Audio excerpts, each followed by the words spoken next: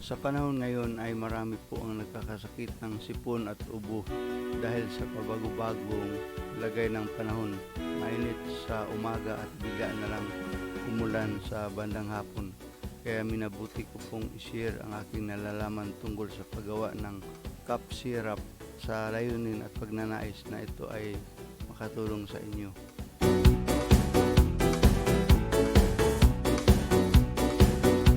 Ang sipon at ubo ay maaring bacterial o viral ang origin, kung saan ang oregano ay may taglay na sangkap na panglaban sa bacteria at viral infection.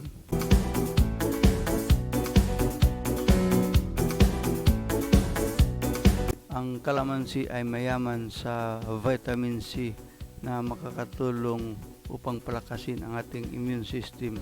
Mainam din itong panglaban sa viral at bacterial infection, at dahil sa taglay na vitamin C nito ay makakatulong ito laban sa common cold, flu at fever at marami pang iba.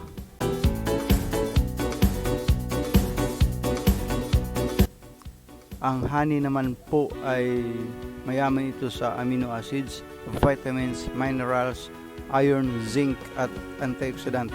At noong hindi pa nauso ang tao ang syrup ay matagal na itong ginagamit ng ating mga ninuno na panggamot sa ubo. At marami pang sangkap na taglay ang honey na makakatulong sa ating kalusugan.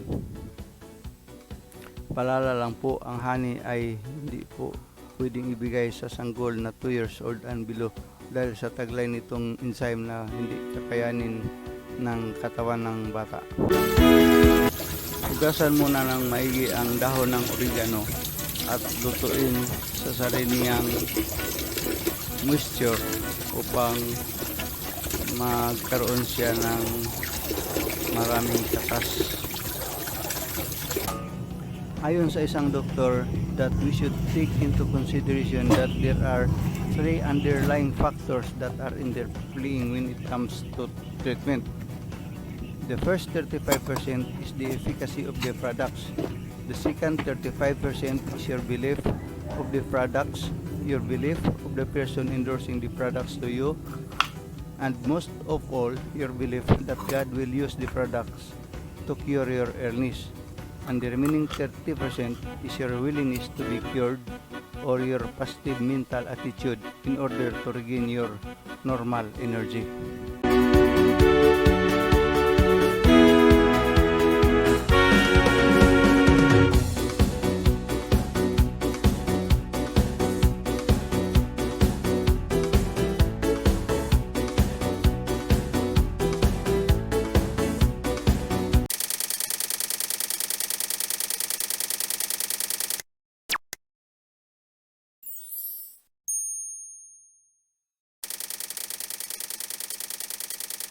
Inaanyayahan po namin kayong bisitahin ang aming main channel na Cebu Chief Site para sa karagdagang mga videos.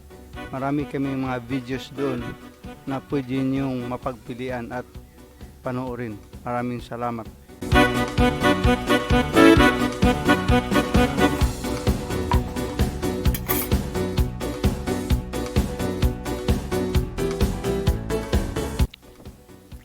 Pag malamig na ang nilutong oregano, umpisa ng pigain para mag-extract ang juice. Pero mas maganda kung mayroon kayong juicer sa bahay. At yan ang gamitin nyo para mas ma-extract ng maigi ang juice ng oregano. Disclaimer lang po, ang paraan nito ay epektibo po sa amin. Pero hindi ibig sabihin na magiging epektibo din sa inyo. Pero subukan nyo lang, baka magiging epektibo din sa inyo ang paraan nito. If symptom persist, consult your doctor.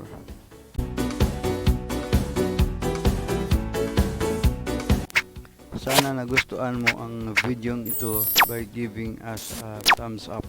Kung hindi ka pa nakasubscribe ng aming channel, please consider subscribing and hit the notification bell para ma-notify ka kung meron akong mga bagong videos na ma-upload. Maraming salamat po.